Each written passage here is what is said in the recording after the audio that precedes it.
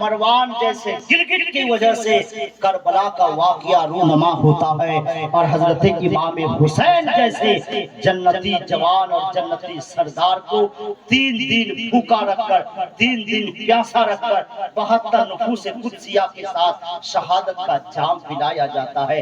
درود پاک پڑھے تو میں گفتگو سناؤں۔ اللہم صلی علی سیدنا شفینا مولانا محمد بارک وسلم، صلو علیہ الصلوۃ والسلام علیک یا رسول اللہ، صلو علیہ الصلوۃ والسلام علیک یا حبیب اللہ صلی اللہ تعالی علیہ وسلم۔ کربلا کی سرزمین مدینہ سے بہت دور ہے، عراق مدینہ سے قریب نہیں ہے۔ اللہ اللہ جب حسین مدینہ سے مکہ آئے، مکہ سے عراق گئے تو ساتھ میں 6 ماہ کا اصغر ساتھ لایا ہے، ساتھ میں 22 سال کا قاسم بھی آیا ہے، ساتھ میں 18 سال کا علی اکبر بھی آیا ہے، ساتھ میں شہر بانو بھی ہے، ساتھ میں اون و محمد بھی ہے، ساتھ میں عباس علم بردار بھی ہے، ساتھ میں قاسم بھی ہے، ساتھ میں اون و محمد بھی ہے، ساتھ میں عابد بیمار زین العابدین بھی ہے۔ میرے حسین ان بیماروں کو لانے کی ضرورت کیا ہے؟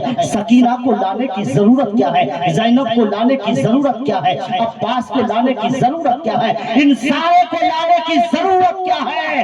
کوفہ والوں نے تو مطالبہ یہ کیا تھا، حسین آپ آئیے ہم آپ کی ہاتھ پر بیعت کریں گے۔ اس نے تو عباس سے نہیں مطالبہ کیا تھا، انہوں نے تو یہ نہیں کہا تھا ساتھ میں اصغر کو بھی لانا، ساتھ میں علی اکبر کو بھی لانا، ساتھ میں اون محمد کو بھی لانا، ساتھ میں قاسم کو بھی لانا، ساتھ میں عباس کو بھی لانا۔ ان کو لانے کے لیے تو کوفہ والوں نے نہیں کہا تھا تو آپ ان سارے کنبوں کے ساتھ مدینہ سے کوفہ اور کربلا کے لیے کیوں روانہ ہوئے؟ تو حسین نے کہا یہ راز ہے، اس راز کو سمجھنا سب کے بس کی بات نہیں ہے۔ میں نے کہا یا حسین یا ابن علی یہ راز سمجھا دے تو بڑا اچھا ہوگا۔ امام حسین فرماتے ہیں تمہیں بیماری ہو، پریشانی ہو، تکلیف ہو، ڈاکٹر کے گھر جاتے ہو ٹریٹمنٹ کروانے کے لیے، بے شک ہم ڈاکٹر کے پاس جاتے ہیں، چیک اپ کرواتے ہیں، ٹریٹمنٹ کرواتے ہیں۔ کہا ڈاکٹر کیا کرتا؟ انجیکشن ہاتھ میں لگاتا ہے، بلڈ نکالتا ہے، خون نکالتا ہے، تمہاری جسم میں کیا بیماری ہے اس کے رپورٹ کے لیے تمہارا خون کا استعمال کیا جاتا ہے، اور اس خون کے ذریعے سے تمہارے اندر کیا کمی ہے، کیا بیماری ہے، کیا تمہارا بلڈ گروپ ہے، یہ ساری چیزوں کو بس تھوڑا سا خون لیتا ہے، اسی کے ذریعے سے ساری بیماریوں کا ٹیسٹ بھی ہو جاتا ہے، تمہارا بلڈ سرکولیشن بھی معلوم کیا جاتا ہے، جسم میں بلڈ کتنا ہے یہ بھی معلوم ہوتا ہے، بلڈ کا گروپ کیا ہے یہ سب کچھ معلوم ہوتا ہے، بالکل معلوم ہوتا ہے۔ تو امام حسین فرماتے ہیں اے لوگوں سنو ایک بات اور بتاؤ، تم اپنے مکان کچا سے پکا بناتے ہو؟ میں نے کہا یا حسین کون ایسا آدمی ہے جو نہیں چاہتا کہ میرا مکان پکا ہو جائے؟ کون چاہتا نہیں ہے کہ میرے گھر میں بھی بلڈنگ بن جائے؟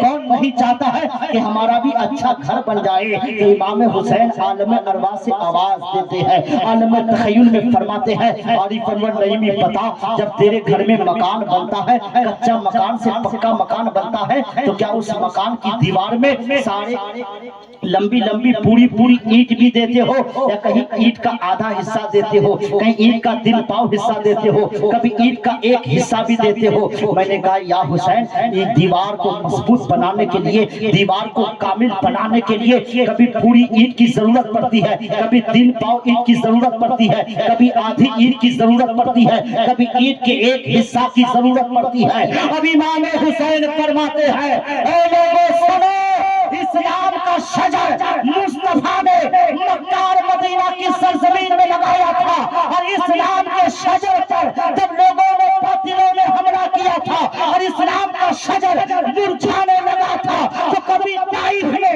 نبی نے خونے جگر سے اس شجر کی آبیاری کی تھی، کبھی احد کے میدان میں مصطفیٰ نے اس شجر کی آبیاری کی تھی۔ آج کربلا کی سرزمین میں امام حسین ساتھ میں عباس کو اس لیے لایا ہے، قاسم کو اس لیے لایا ہے، اصغر کو اس لیے لایا ہے، ابا کو اس لیے لایا ہے، عابد بیمار کو اس لیے لایا ہے، اور محمد کو اس لیے لایا ہے کہ آج اس شجر اسلام پر حملہ ہو رہا ہے، یہ شجر اسلام مرجھا گیا ہے، اسلام کی دیواروں کو کھود کر پھینکنے کی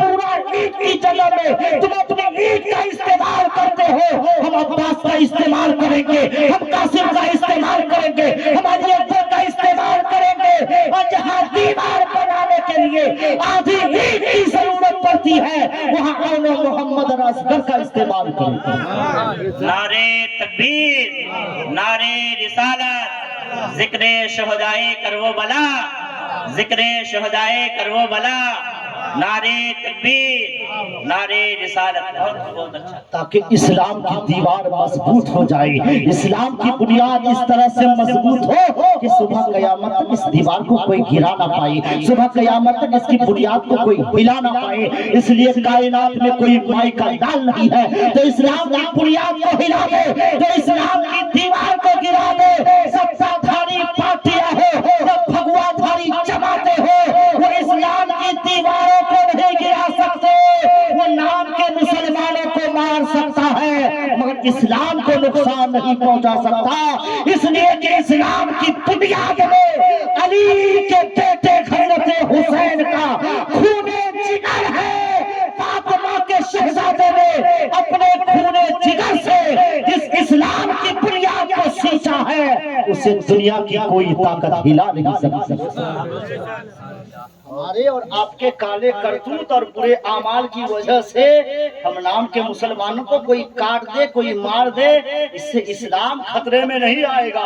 نہ کل اسلام خطرے میں تھا، نہ آج اسلام خطرے میں ہے، نہ صبح قیامت تک اسلام خطرے میں رہے گا۔ یہ نام کا مسلمان خطرے میں ہے، اس لیے نام کا مسلمان جب تک بنے رہو گے تب تک خطرے میں رہو گے۔ جس دن پکا مسلمان اور پکا حسینی بن جاؤ گے پھر تم خطرے میں نہیں رہ سکتے، کیونکہ ہماری کشتی کشتی کو بھور سے ساحل مراد تک لگانے والا ہمارا حسین تو کل بھی زندہ تھا، آج بھی زندہ ہے، صبح قیامت تک نہیں، ہم ہمیشہ کے لیے زندہ رہیں گے۔ اس لیے جب حسینی ہو تمہاری کشتی کو پار لگانے والا تمہارا ناخدا موجود ہے تو گھبراتا کیوں ہے؟ بھروسہ جب کی ذات پر رکھو، حسین سے وابستہ رکھو، حسین کے نانا سے وابستہ رکھو، ان باطل طاقتوں اور آندھیوں سے مت گھبراؤ۔ یہ آندھیاں چند جھونکے لے کر آئی ہے تھوڑی دیر کے لیے، یہ سبتا زیادہ دن کے لیے نہیں ہے، بس 2-3 آدمی کے کھسکنے کی ضرورت ہے، جو جہاں سے آیا تھا پھر وہی پہنچ جائے گا، یہ پھر بھگواداری جو جہاں سے آیا تھا وہی پہنچ جائے گا، بس 2-3 آدمی بیچ سے کھسک جائے، دیوار سے 2-3 اینٹ نکال دو، پھر دیکھو کہ دیوار کی مضبوطی کیا ہے۔ اس لیے مسلمانوں تم اپنے اندر مضبوطی پیدا کرو، تمہیں اینٹ نکالنے کی ضرورت نہیں، میرا رب حکم الحاکمین ہے، کس موڑ پر اینٹ نکال دے گا تمہیں بھی سمجھ میں نہیں آئے گا کہ اینٹ کہاں سے نکل گئی کہاں چلی گئی۔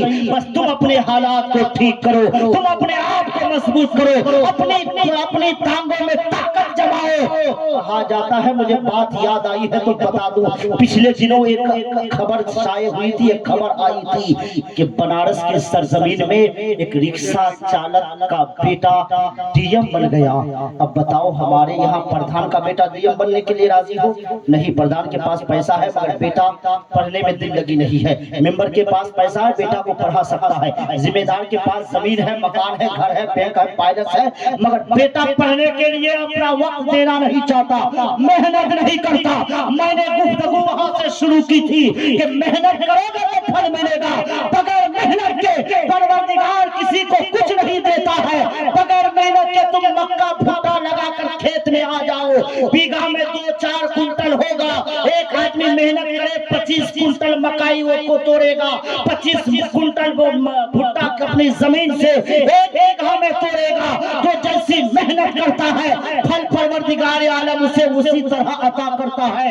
اس لیے ہمارے مسلمان نوجوان، ہماری مسلم بیٹیاں یہ عیش پرست ہے، آرام پرست ہے، انہیں محنت سے سروکار نہیں ہے، انہیں اپنے مستقبل اور فیوچر کے بارے میں سوچنا نہیں ہے، یہ باپ کی جاگیر سمجھا ہے، یہ باپ کی دولتوں پر عیاشی کرنا چاہتا ہے، یہ باپ کا کمایا ہوا مال کو خرچ کرنا چاہتا ہے، یہ باپ کی اکٹھا کی ہوئی دولت پر اپنی زندگی بسر کرنا چاہتا ہے۔ ایسے نوجوان کا ہونا نہ ہونا برابر ہے، اس لیے نوجوانوں تیرے बाप ने क्या किया है तुम उससे चंद कदम आगे निकलने की कोशिश करो। अगर तेरा बाप समाज सेवा करता है, एक गांव की हुकूमत करता है, एक गांव के लोगों का सेवा करता है, तो तुम 10 गांव के लोगों के सेवा करने का ख्याल पैदा करो। अगर तेरे बाप एक गांव तक मशहूर है तो तुम 10 गांव तक अपनी शोहरत फैलाने की कोशिश करो। अगर तेरा बाप एक जगह सोशल वर्क करता है तो तुम 10 जगह सोशल वर्क करने के लिए ख्याल पैदा करो। तब हमारे मुसलमान नौजवानों में ये स्पिरिट, ये सोच, ये थ्योरी, ये ख्याल पैदा होगा तो कौन है जो मुसलमानों को रोक सकता है। आज ऑफिसों में चले जाइए, हुसैनी हुसैनी जलसों में बहुत चिल्लाते हो।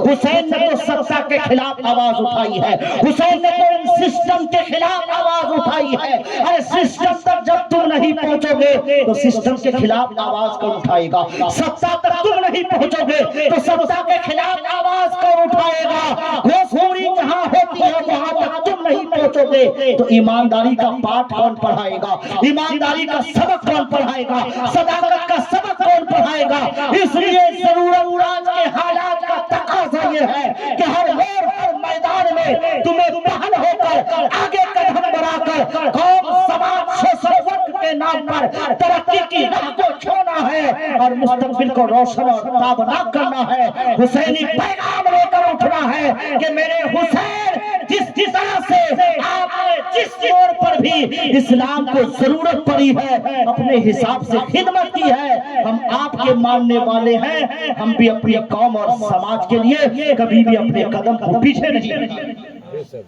दुरूद पाक पढ़िए, अल्लाहुम्मा सल्ली अला सय्यिदना शफीना मौलाना मुहम्मदिन बारिक वसल्लम सल्लु अलैहि सलातो व सलाम अलैका या रसूल अल्लाह सल्लु अलैहि सलातो व सलाम अलैका या हबीब अल्लाह सल्लल्लाहु तआला अलैहि वसल्लम। हजरात जब मदीना से हजरत हुसैन निकले हैं, मक्का गए हैं, मक्का में बहुत सारे सहाबा ने रोका भी है मगर हुसैन ने माना नहीं। कूफा वालों के खुदूद आते रहे। मेरे हुसैन हजरत इमाम मुस्लिम बिन अकील को भेजा। एक हफ्ता तक हजरत इमाम मुस्लिम इब्ने अकील कूफा की सरजमीन में रहे। तकरीबन 12,000 लोगों ने, मेरे भाई बस बैठिए 5-10 मिनट में गुफ्तगू समेट रहा हूँ। मुस्लिम इब्ने अकील एक हफ्ता तक कूफा में रहे। तकरीबन 12,000 लोगों ने बैअत की थी। इमाम हुसैन का भाई ने सोचा कि एक हफ्ता में जब 12,000 लोगों ने मेरे हाथ में बैअत की है तो मेरा इमाम अगर आ जाए, मेरा सरदार आ जाए, मेरा आका आ जाए तो यहाँ के लोगों का हाल क्या होगा। लेटर लिखते हैं, खत लिखते हैं, मेरे भाई इमाम हुसैन, मेरे सरदार, मेरे आका, आप ताखीर मत कीजिए, जितनी जल्दी हो सके कूफा के लिए रवाना हो जाइए। यहाँ हालात बहुत साजगार है, यहाँ के लोग वफादार हैं, अपने वादे के पक्के हैं। इधर इमाम हुसैन के भाई हजरत इमाम मुस्लिम इब्ने अकील ने लेटर लिखा, उसके बाद ही से हालात बद से बदतर हो गए। इमाम मुस्लिम के बारे में बताया जाता है, तफसीली गुफ्तगू नहीं करूंगा, बताया जाता है कि मगरिब की नमाज के लिए जब कूफा की जामे मस्जिद पहुंचे थे तो तकरीबन 20,000 के करीब लोग इमाम मुस्लिम इब्ने अकील के पीछे नमाज पढ़ रहे थे। लेकिन जब सलाम फेर कर पलट कर देखा तो एक भी आदमी पीछे नहीं था। इमाम मुस्लिम इब्ने अकील को उस वक्त बहुत ज्यादा दुख और गम और रंज और अलम हुआ था कि मैंने तो अपने सरदार, अपने आका हुसैन को लेटर लिख दिया है, अब हुसैन यहाँ आ जाए तो हालात किस तरह से होंगे। मुस्लिम इब्ने अकील को शहीद कर दिया गया। अल्लाह अल्लाह, इन्ना लिल्लाहि व इन्ना इलैहि राजिऊन। अल्लाह, ये शहादत का जो वाकया है, जो शाहनमाई करबला है, जो करबला की दास्तान है, इसमें सुन्नी और शियों की आमिजश और मिलावट की वजह से बहुत सारे वाकयात को इन शियों ने मन घड़त तौर पर बनाकर सुन्नियों में पेश कर दिया है। लोग मोहब्बत और इश्क के नाम पर बहुत सारे गलत वाकयात को भी बयान कर देते हैं जिससे हकीकत का कोई ताल्लुक नहीं है। इमाम हुसैन और उनकी आल का इससे कोई लेना देना नहीं है, मगर शिया कौम वो है जो बेवफाई में सबसे आगे है, मगर हुसैन की वफादारी दिखाने के लिए गलत गलत किस्म की कहानियां बनाता है, मन घड़त वाकयात बयान करते हैं। हम सुन्नी उलमा को अल्लाह बचाए और हम ऐसी बातों को बयान करने से अपने आप को रोके रखते हैं। इमाम हुसैन जब मक्का से रवाना हुए कूफा के लिए, रास्ते में इमाम हुसैन को हजरत इमाम मुस्लिम इब्ने अकील की शहादत की खबर मिल जाती है, मगर वापस नहीं होते। इमाम हुसैन ने कहा कि अब जब तक करबला नहीं जाऊंगा, कूफा नहीं जाऊंगा, अब कोई फैसला नहीं होगा। कूफा के लिए रवाना हो जाते हैं। उधर यजीद ولید جو امیر معاویہ کا بیٹا تھا وہ عبیداللہ ابن زیاد کو کوفہ کا گورنر بناتا ہے، ابن سعد کو بلا لیتا ہے، وہ ابن زیاد وہ شمر جل جوشن، یہ بدبخت زمانہ لوگ حسین کا انتظار کر رہے ہیں کہ جب علی کا شہزادہ آئے گا اس کی گردن اڑا دی جائے گی۔ امام حسین جب کربلا کی سرزمین میں پہنچتے ہیں، امام حسین کے بارے میں آپ سب نے سنا ہوگا، جب حسین دنیا میں پیدا ہوئے تھے، ادھر حضرت حسین کی پیدائش ہوتی ہے، ادھر جبریل امی آ کر خبر دیتے ہیں یا رسول اللہ آپ کے اس شہزادے کو آپ کی امت کے لوگ بے دردی کے ساتھ شہید کر دیں گے۔ کون ہے جو باپ اس بات کو سن کر برداشت کرنے کے لیے راضی ہو؟ کون ایسی ماں ہے جو برداشت کرنے کے لیے راضی ہو؟ کون نانا ہے جو برداشت کرنے کے لیے راضی ہو؟ مگر وہ نبیوں کا امام، رسولوں کا تاجدار تھا۔ جب خبر ملی کہ میرا یہ شہزادہ، میری امت کے لوگ میری امت اس شہزادے کو بے دردی کے ساتھ شہید کر دیں گے، تو پیغمبر اسلام نے اپنے ہاتھوں کو دراز کیا اور فرمایا میرے پروردگار، میرے مولا، میرے اس نواسے کو ثابت قدمی عطا فرما، میرے اس نواسے کو امتحان میں کامیابی عطا فرما۔ ماں فاطمہ نے سنا تو امتحان میں کامیابی کی دعا کی، مولا علی نے سنا تو امتحان میں کامیابی کی دعا کی۔ ایک بدبخت مولوی کہہ رہا تھا کہ تم یا نبی پکارتے ہو، نبی تو اپنے نواسے کو بچا نہیں سکا تو تمہیں کیا بچا سکتا ہے؟ نعوذ باللہ۔ میں نے کہا میرے نبی نے کب حسین کو بچانا چاہا تھا؟ میرے نبی نے حسین کو کب بچانا چاہا تھا جو بچا نہیں پائے؟ ارے حسین کے لیے تو میرے نبی نے یہ کہا تھا مولا میرے حسین کو امتحان میں کامیابی عطا فرما، ثابت قدمی عطا فرما۔ نبی نے کہا تھا پروردگارا حسین امتحان میں ایسا کامیاب ہو کہ زمانے میرے حسین کی مثال دینے لگے، صبر و رضا کا ایسا پیکر بن کر زمانے کو دکھائے کہ جہاں صبر و رضا کی بات آئے وہاں کا سرخیر اور ہیرو میرے حسین ہو، اس کے علاوہ کوئی دوسرا ہیرو نظر نہ آئے۔ تو نبی نے جو دعا کی تھی، جو نبی نے بتائی تھی، وہ باتیں ہو کے رہی۔ اب امام حسین کی شہادت کے بارے میں سب کو پتا تھا کہ حسین کو لوگ شہید کریں گے، مگر کسی کو یہ پتا نہیں تھا کہ اسی بار حسین کو شہید کیا جائے گا۔ اس بار جو حسین جا رہے ہیں اسی بار شہادت کا جام پی لیں گے حسین۔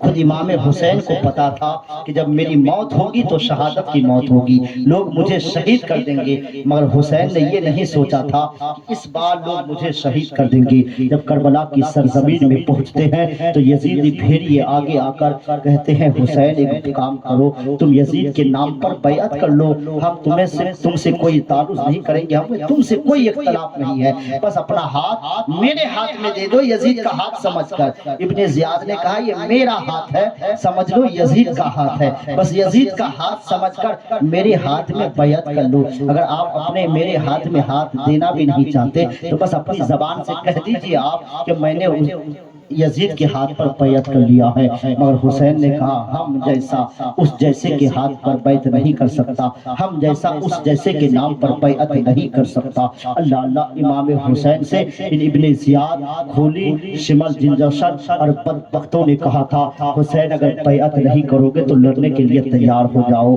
میرے حسین نے شانتی کا راستہ اختیار کیا تھا، میرے حسین نے شانتی کا راستہ اختیار کیا تھا اور کہا تھا اے لوگو یا تو مجھے مدینہ واپس چلے جانے دو، میں جہاں سے آیا ہوں وہیں چلے جانے دو، اگر یہ بھی نہیں کرنے چاہتے ہو تو مجھے پھر حجاز سے دور نکل جانے دو، میں دنیا بہت بڑی ہے خدا کی، کہیں بھی چلے جاؤں گا۔ لیکن کہا نہیں ہم آپ کو یہاں سے جانے بھی نہیں دیں گے، مدینہ بھی واپس نہیں جانے دیں گے۔ تو حسین نے کہا تھا پھر ایسا کرو معاویہ کے بیٹا یزید تک مجھے پہنچ جانے دو، یزید اور میرا دونوں کا آمنا سامنا ہوگا، جو بات ہوگی ڈائریکٹ بات ہوگی، ان ڈائریکٹ والا معاملہ چھوڑو، ہم ڈائریکٹ حسین اور ہم یزید سے ڈائریکٹ بات کر لیں گے، وہ ہم سے کیا چاہتا ہے ہم اس سے کیا چاہتے ہیں۔ مگر عبیداللہ ابن زیاد بڑا بدبخت انسان تھا، سمن جنجوشن بڑا بدبخت انسان تھا، اس نے کہا نہیں یہ مہلت آپ کو نہیں دی جائے گی، اسی میدان میں اسی گھڑی اسی جگہ پر یا تو آپ یزید کی بیعت کرو یا پھر لڑنے کے لیے تیار ہو جاؤ۔ فاطمہ کے شہزادے علی کے لال نے کہا تھا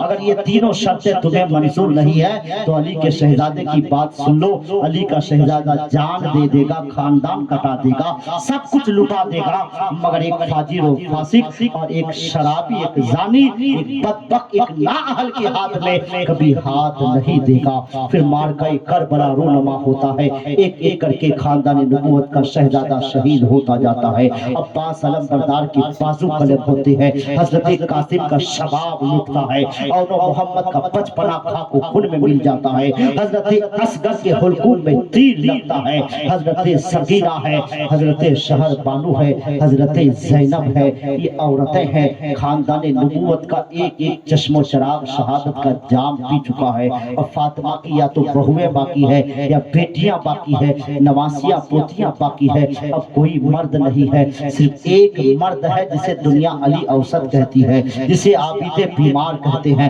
جسے زین العابدین کہتے ہیں۔ میرے امام کے بارے میں کہا جاتا ہے کہ جب حضرت علی اکبر شہادت کے لیے حضرت امام کے پاس آئے تھے اجازت مانگنے کے لیے، تو حضرت امام حسین نے کہا تھا بیٹا تم تو میرے نانا کے مشابہ ہو، میں تمہیں بھلا میدان رن میں جانے کی اجازت کیسے دے سکتا ہوں؟ تو حضرت علی اکبر نے کہا تھا ابا اجازت دے دیجئے، جان خدا نے دی ہے اس کے نام پہ قربان کروں گا۔ حسین کے سر کے بال سفید تھے، حضرت علی اکبر میدان رن میں جاتے ہیں، کافر بدماشوں سے اور یزیدی پھیریوں سے مقابلہ کرنے کے بعد جب شہادت کا جام پیتے ہیں، علی اکبر کی لاشا کو جب حضرت حسین اپنی گود میں اٹھاتے ہیں تو حسین کے سر کے بال سفید ہو جاتے ہیں۔ اتنا غم حسین پر نازل ہوتا ہے، غموں کا پہاڑ حسین پر نازل ہوتا ہے کہ جوان بیٹوں کے لاشا کو اپنی گود میں اٹھا رہا ہے، کبھی عباس علم بردار کے کٹے ہوئے بازو کو اٹھا رہا ہے، کبھی اول محمد کا لاشا اٹھا رہا ہے، کبھی قاسم کی حضرت امام حسن کی یادگار حضرت قاسم کا لاشا اٹھا رہا ہے۔ ایک ایک کر کے خاندان نبوت کے لاشوں کو اٹھا کر حسین چور چور ہو چکے ہیں، حسین پر غموں کا پہاڑ نازل ہو گیا ہے، مگر ابھی بھی قدموں میں لغزش نہیں ہے، ابھی بھی قدموں میں استقامت ہے، ابھی بھی صبر وہی ہے، ابھی بھی صبر و رضا کا پیکر پہلے کی طرح بن کر ہے، ابھی بھی رب کی بارگاہ میں ناشکری نہیں کر رہے ہیں، اب بھی کوئی شکوہ یا گلہ نہیں کر رہے ہیں، بلکہ یہ کر رہے ہیں مولا حسین کو آخری دم تک استقامت عطا فرما، حسین کو آخری دم تک صبر پر قائم رہنے کی توفیق عطا فرما، مولا اپنے مقام پر حسین کو اپنے حساب سے عمل کرنے کی توفیق رفیق عطا فرما۔ حسین رب کی بارگاہ میں شکوہ یا گلہ نہیں کرتے ہیں، بس رب سے یہ عاجزی کرتے ہیں مولا حسین کو امتحان میں کامیابی عطا فرما، استقامت عطا فرما۔ اب حسین میدان رن میں میدان کارزار میں جانے کی تیاری کر رہے ہیں، جب خیمہ کی قریب آتے ہیں تو شہر بانو کو دیکھتے ہیں، شہر بانو سے کہتے ہیں میری پیاری بیوی شہر بانو تم تو نو شیروا کی پوتی ہو، تم بادشاہ کی پوتی ہو، مجھے حضرت عمر نے تجھے عطا کیا تھا، اے شہر بانو زندگی میں نے تیرے ساتھ نبھائی ہے، زندگی کے ایام گزارنے میں کوئی کمی بیشی ہو تو اسے معاف کرنا، شہر بانو یاد رکھنا تم میری ماں حضرت خاتون جنت کی بہو ہو، میرے بعد بظاہر تمہارا کوئی یار و مددگار نہیں ہوگا، پردے کا اہتمام کرنا، پردے کا خیال رکھنا، میرے چھوٹے چھوٹے بچوں کو میری یاد جب آئے تو انہیں صبر کرنے کو کہنا، اے میری باوفا وفا شیار بیوی میرے بچوں کو میری کمی کا احساس مت ہونے دینا۔ اللہ اللہ اتنے میں حضرت زینب آتی ہے، زینب سے امام حسین فرماتی ہے اے میری بہن فاطمہ کی تم شہزادی ہو، فاطمہ کی شہزادی، اعلیٰ حضرت فرماتے ہیں فاطمہ کی شہزادی ہے، سنو فاطمہ وہ ہے جن کے آنچل کو ماہ و مہر نے نہیں دیکھا ہے، وہ فاطمہ کی بیٹی حضرت زینب ہے۔ امام حسین فرماتی ہے اے زینب تم اس فاطمہ کی بیٹی ہو جس کے آنچل کو آسمان کے ماہ و نجوم نے نہیں دیکھا ہے، اس لیے میری بہن جب میری اماں کی طہارت و تقدس و پاکیزگی کا یہ عالم ہے تو ان کے پردے کو داغدار مت ہونے دینا، ماں کی عصمت و عفت پر دھبا مت لگنے دینا۔ اے علی کی بیٹی، علی کی شجاعت کا مظاہرہ کرنا، جب حسین کے بعد کوئی یار و مددگار بظاہر نہ ہو تو ان خاتون جنت کے گھر کی کنیزوں کے سہارا تم بن کر سامنے آنا۔ اے علی کی شہزادی، اے فاطمہ کی بیٹی، ہمت اور حوصلہ سے کام لینا۔ حضرت زینب کہتی ہے بھائی جان آپ فکر نہ کریں، اگر آپ کے جسم پر آپ کے جسم میں خاتون جنت کا دودھ خون بن کر دوڑ رہا ہے تو زینب نے بھی خاتون جنت کے سینے سے چھاتی سے وہی دودھ پیا ہے جو دودھ تم نے پیا ہے۔ تیرے جسم میں علی کا جو خون دوڑ رہا ہے زینب کے جسم میں بھی علی کا وہی خون دوڑ رہا ہے۔ اے بھائی سن، اب تک آپ امتحان کے میدان میں تھے، اب بھی امتحان میں چل رہے ہیں، آپ کے بعد اب زینب کا امتحان شروع ہوگا۔ آپ دعا کریں کہ مولا جس طرح سے آپ کو امتحان میں کامیابی عطا کیا ایسے ہی زینب کو بھی اپنے امتحان میں کامیابی عطا کرے۔ اللہ اللہ، ابھی زینب اور حضرت حسین کی باتیں ہو ہی رہی تھی، اتنے میں زین العابدین آپ بیتے بیمار ایک لاٹھی کا سہارا لے کر، ایک عصا کا سہارا لے کر، بیماری کی حالت ہے، بخار کی شدت ہے، اٹھنا چاہ رہا تھا، گر گیا۔ میرے حسین آگے بڑھے، سہارا دیا، کہا عابد لیٹ جا، سو جا، آرام کر بیٹا، تجھے بیماری کافی ہے، بخار کی شدت ہے، دوائی کا کوئی انتظام نہیں ہے، نہ کوئی معالج ہے، نہ حکیم ہے، نہ طبیب ہے، نہ کوئی ڈاکٹر ہے، نہ دانا ہے، نہ پانی ہے، کھلائے تو کیا کھلائے، پلائے تو کیا پلائے۔ عابد بیمار کہنے لگے ابا قاسم کو آپ نے شہادت کا جام پینے کی اجازت دیا؟ حسین نے کہا بیٹا قاسم شہادت کا جام پی چکے۔ کہا بھائی اکبر شہادت کا جام پی چکے؟ کہا بیٹا علی اکبر شہادت کا جام پی چکے۔ کہا ابا جان علی اصغر شہادت کا جام پی چکے؟ ہاں ابا جان علی اصغر شہادت کا جام پی چکے، اور محمد شہادت کا جام پی چکے، سب کے سب شہادت کا جام پی چکے ہیں۔ تو ابا یہ زین العابدین بھی چاہتا ہے، یہ آپ کا علی اوسط عابد بیمار بھی چاہتا ہے کہ میدان کارزار میں جا کر ان یزیدی بھیڑیوں کے مقابلے میں تلوار لے کر نکل پڑے۔ میرے حسین نے کہا بیٹا تمہیں اجازت نہیں دے سکتا۔ عابد بیمار نے کہا تھا ابا جان زمانہ کہے گا کہ 55 سال کا باپ پورا حسین ان یزیدیوں کے سامنے جا کر تلوار سے لڑائی کر رہا تھا، اور 18 سال کا بیٹا بستر پہ لیٹ کر آرام کر رہا تھا۔ جب تاریخ لکھنے والا مورخ لکھے گا تو میرے پاس کوئی جواب نہیں ہوگا، اتہاس کار جب اتہاس لکھیں گے تو میرے پاس کوئی جواب نہیں ہوگا۔ اس لیے بابا جس طرح آپ نے اکبر کا راستہ نہیں روکا، قاسم کو منع نہیں کیا، عباس کو نہیں روکا، اور محمد کو نہیں روکا، عابد بیمار کا بھی راستہ مت روکیے، عابد کو بھی میدان کارزار میں جانے کی اجازت دیجیے، عابد کو بھی یزیدی بھیڑیوں سے مقابلہ کرنے کی اجازت دیجیے۔ حسین نے کہا تھا بیٹا تمہیں شہادت کا جام پینا ہے۔ حضرت عابد بیمار نے کہا ابا شہادت کا جام بھلا کون نہیں پینا چاہے گا۔ میرے حسین نے کہا بیٹا قریب آ جا۔ حضرت عابد بیمار کو سہارا دے کر کھڑا کرتے ہیں، نظروں سے نظریں ملاتے ہیں، سینہ کے قریب کرتے ہیں۔ بیٹا کربلا میں جانا چاہتے ہو؟ کہا ابا ہم کربلا میں جانا چاہتے ہیں۔ یزیدی بھیڑیوں سے لڑنا چاہتے ہو؟ ہاں ابا یزیدی بھیڑیوں سے مقابلہ کرنا چاہتے ہیں۔ شہادت کا جام پینا چاہتے ہو؟ ہاں ابا شہادت کا جام پینا چاہتے ہیں۔ میرے حسین نے کہا بیٹا نظریں سے نظریں ملاؤ، آنکھوں سے آنکھیں لڑاؤ، قریب آ جاؤ، سینے سے سینہ سٹا لو، سینے سے سینہ مس کر لو، سینے سے سینہ لگا لو۔ عابد بیمار ایک قدم آگے بڑھتے ہیں۔ میرے حسین عابد بیمار کو اپنے سینے سے چمٹا لیتے ہیں، سینے سے دبا لیتے ہیں، نظروں میں نظریں ملا دیتے ہیں، نگاہوں میں نگاہوں سے نگاہوں کو ملا لیتے ہیں۔ اب تھوڑی دیر کے بعد عابد بیمار کو سائیڈ کرتے ہیں۔ اب عابد بیمار تھوڑی دیر پہلے کہہ رہا تھا ابا مجھے میدان کارزار میں جانے کی اجازت دیجیے، اب عابد بیمار ہے، ابا سے یہ نہیں کہتا کہ میدان کارزار میں جانے کی اجازت دیجیے۔ اب عابد بیمار کہتا ہے ابا جان اللہ حافظ، ابا جان خدا حافظ، اب میدان محشر میں ملاقات ہوگی۔ عابد بیمار سے عالم تخیلہ سے پوچھا گیا اے عابد بیمار زین العابدین، اے میرے امام کے شہزادے، اب آپ کے بابا نے آپ کو کیا بتایا، کیا سمجھایا، کیا پڑھایا کہ آپ میدان کارزار میں جانے کا ارادہ ترک کر رہے ہیں، میدان کارزار میں جانا نہیں چاہتے؟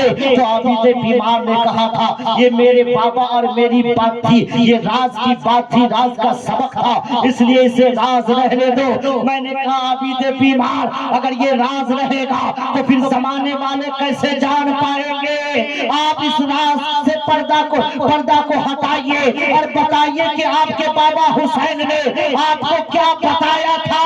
تو امام زین العابدین فرماتے ہیں اے لوگوں میرے حسین نے نظروں ہی نظروں میں سینے سے سینہ سٹا کر کہا تھا بیٹا یہ کربلا کی سرزمین، یہ عراق کی سرزمین ہے، یہ کربلا معلیٰ ہے، یہ عراق کی دھرتی ہے، آج نانا کے دین پر آج آیا ہے تو تیرا بابا موجود ہے، تیرا بابا اپنے لہو جگر کے خون سے اس شجر کو آبیاری دے دے گا، گرتی ہوئی دیوار کو سنبھال لے گا، اس کی بنیادوں کو مضبوط کر لے گا۔ مگر چند سالوں کے بعد اسی عراق کی سرزمین میں پھر کفر اور شرک جب سر ابھارنے لگے گا، سر اٹھائے گا تو اس کفر اور شرک کے سر کو کچلنے کے لیے ایک بچہ کی ضرورت پڑے گی، ایک انسان کی ضرورت پڑے گی، ایک چراغ کی ضرورت پڑے گی۔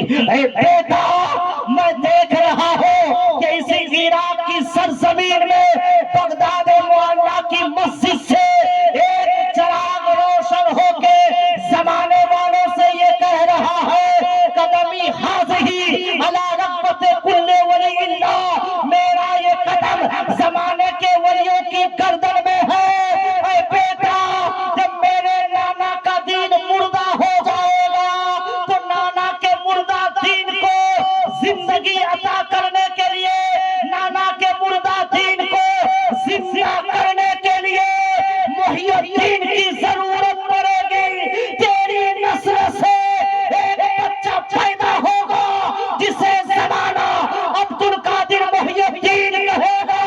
اے بیٹا دین کو زندگی دینا، نانا کے دین کو زندگی عطا کرنا بہت ضروری ہے، زمانے کو عبد القادر دینا بہت ضروری ہے، اس لیے کربلا میں تیرا بچا رہنا۔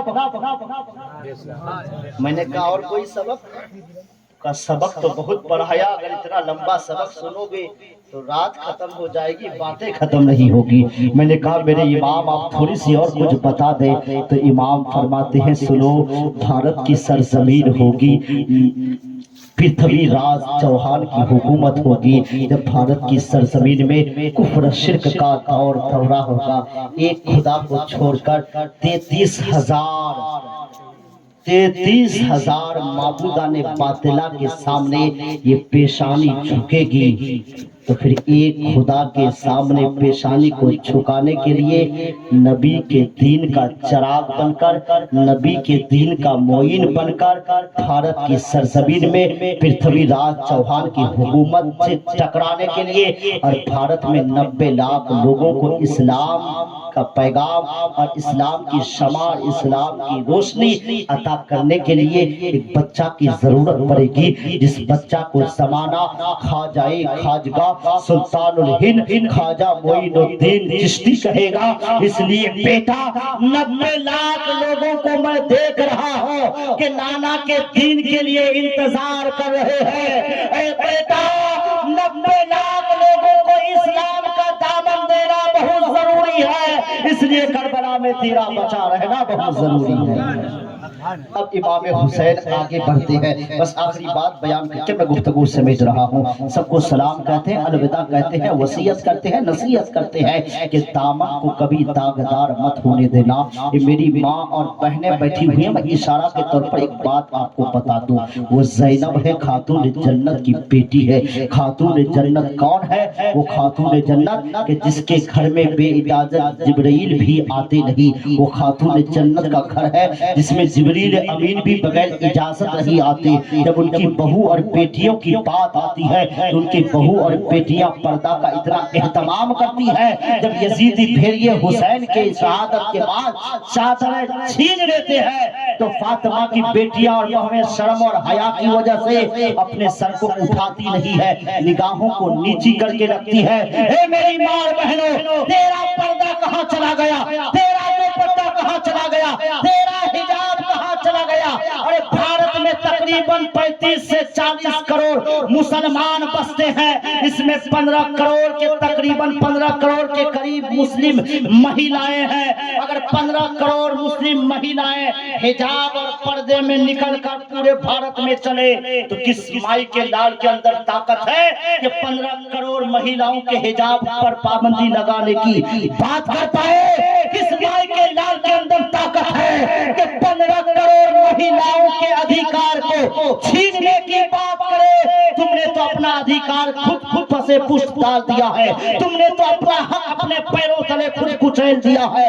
اس لیے یہ لوگ آج تمہارے حق کو چھیننے کی بات کرتے ہیں۔ تم نے اپنا حق کب مانگا تھا؟ تم نے اپنے حق کا استعمال کب کیا تھا؟ تم نے اپنے حق کو کب اپنا حق سمجھا تھا؟ یہ فاطمہ کی بیٹی ہے، ان سے پوچھو پردہ کسے کہتے ہیں؟ یہ فاطمہ کی بہو ہے، ان سے پوچھو حجاب کسے کہتے ہیں؟ یہ حسین کی شہزادی ہے، ان سے پوچھو نقاب کس چیز کا نام ہے، حجاب کس چیز کا نام ہے، پردہ کس چیز کا نام ہے، برقع کس چیز کا نام ہے؟ اے میری بہنوں، انتظار زیادہ دن مت کرو، رب کا عذاب نازل ہوگا تو بہت سخت نازل ہوگا۔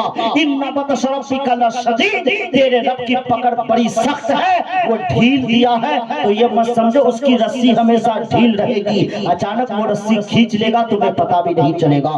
اس لیے میری ماں اور بہنوں، اس بات کا خیال رکھو، رب سے ڈرو، خشیت پیدا کرو۔ آج پورے بھارت میں 40,000 سے زیادہ مسلمان بہن اور بیٹیاں ان غیر مسلموں کے گھروں کی زینت بنی ہوئی ہے، ان کے گھروں کا سہاگ بنی ہوئی ہے۔ شرم آنی چاہیے، حیا آنی چاہیے ہم مسلمانوں کو کہ مسلمان کے گھر میں پیدا ہوتی ہے مگر غیر مسلموں کے گھر میں جا کر عیاشیاں کرتی ہے۔ شرم آنی چاہیے، خدا کا ڈر پیدا کرو میری ماں اور بہنوں۔ یہ زندگی 50 60 70 سال کی ہے، اس کے بعد پھر مٹی میں دفن ہونا ہے۔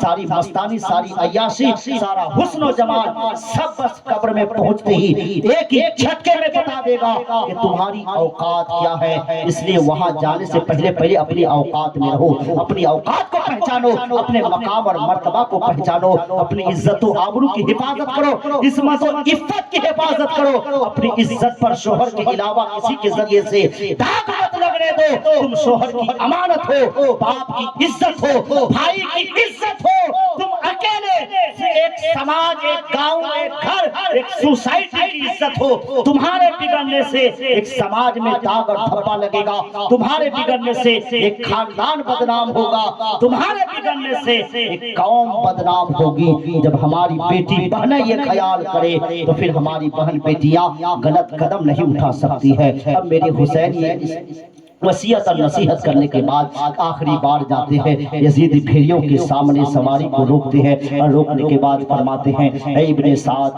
اے ابن زیاد، اے کوفہ والو، میرے مراتب کو سمجھو، میں آیا نہیں ہوں، بلایا گیا ہوں۔ اے کوفہ والو، میرے مراتب کو سمجھو، میں امام مقدس بنایا گیا ہوں، میں تو وہ ہوں۔ نبی فرماتے ہیں، ان الحسن والحسین سیدہ شباب اہل الجنہ، میں جنتی جوانوں کا سردار ہوں۔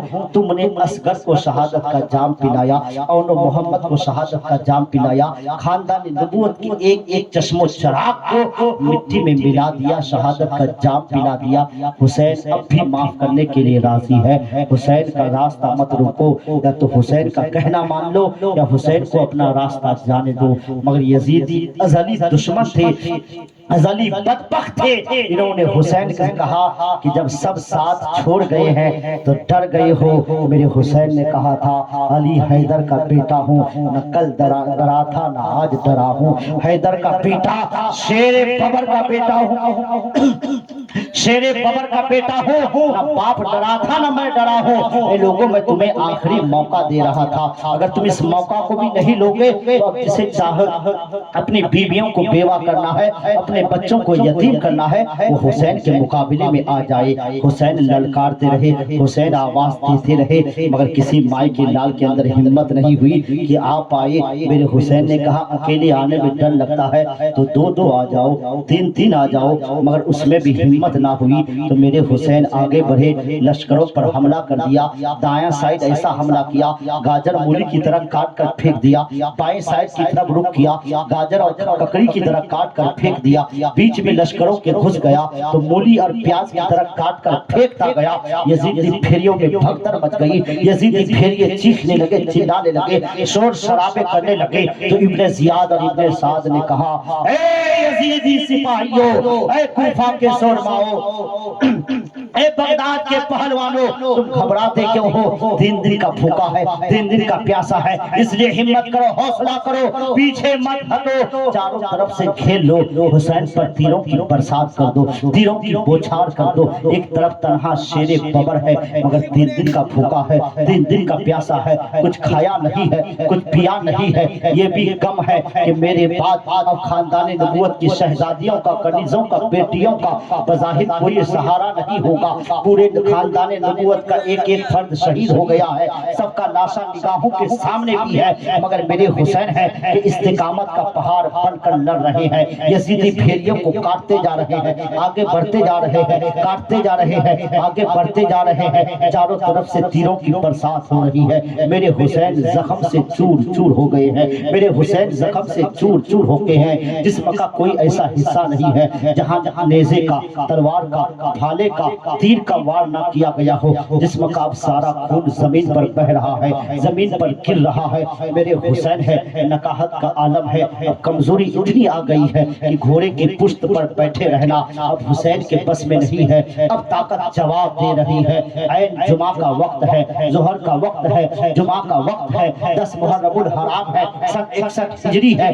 इमाम आली मकाम है। करबला के तपते हुए रेत में घोड़े की पीठ से, सवारी की पीठ से जमीन पर गिरते हैं। शिमर दिलजौशन आगे बढ़ता है, खंजर निकालता है, हुसैन के गला को काटना चाहता। मेरे हुसैन कहते हैं, तुम कौन हो? तो शिमर ने कहा, मैं शिमर हूँ। मेरे हुसैन ने कहा, जब जुमा का वक्त हो चुका है, नमाज का वक्त हो चुका है, हुसैन की तमन्ना ये है, हुसैन की आरज़ू ये है कि एक सजदा करबला की जमीन में कर ले। बस तुम हुसैन को 2 रकअत नमाज पढ़ने की इजाजत दे दो, इतनी मोहलत दे दो कि हुसैन अपनी 2 रकअत नमाज पूरी कर ले। शिमर दिलजौशन ने कहा, ठीक है। मेरे हुसैन सजदा में गए। अभी सजदा एक ही कंप्लीट नहीं हुआ था कि शिमर दिलजौशन को रहा नहीं गया। इतनी देर भी वो बर्दाश्त नहीं कर पाया। हुसैन के गला में खंजर रखता है, खंजर चलाता है।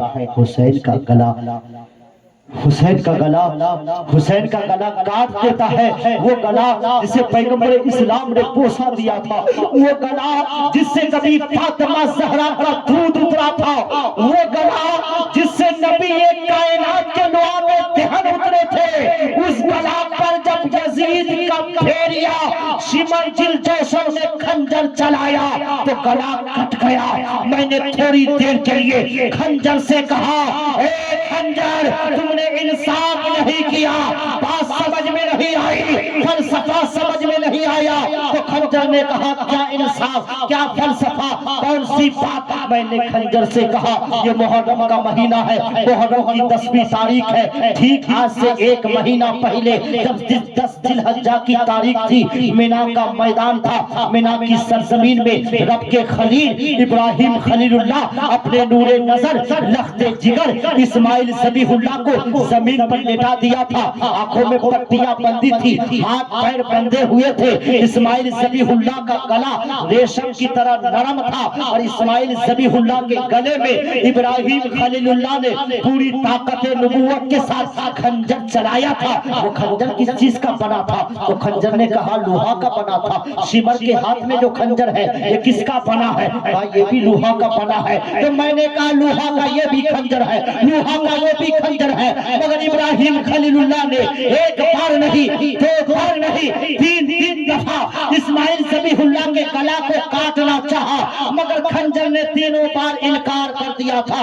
एक खंजर लोहा का वो भी बना था, लोहा का तू भी बना है। इस्माइल के गला को काटने से मिना की वादी में इनकार किया जाता है। यहाँ मोहम्मद अरबी के नवासे को गला के काटा जा रहा है। ए खंजर तुमने क्यों नहीं कहा? ऐ शिमर खबरदार हुसैन का गला नहीं काटूंगा, शिमर खबरदार हुसैन का गला नहीं काटूंगा। तो खंजर ने बज़बाने हाल कहा, आरिफ नईमी तुम समझे नहीं। मैंने कहा क्या बात है समझे नहीं? कहा सुनो, करबला की जमीन अलग है, मिना का मैदान अलग है, यहाँ का फलसफा अलग है, वहाँ का फलसफा अलग है। मैंने कहा दोनों फलसफा समझा दो। तो कब अगर शॉर्ट में समझना चाहते हो तो सुनो, करबला का फलसफा और मिना का फलसफा सुन। मिना की सरजमीन में जब इब्राहिम खलीलुल्लाह ने इस्माइल ज़बीहुल्लाह को लिटाकर रस्सियों से हाथ और पैर को जकड़कर आंखों में पट्टी बांधकर गले में खंजर रखा था, तो उस पेशानी में इस्माइल के मुस्तफा का नूर चमक रहा था।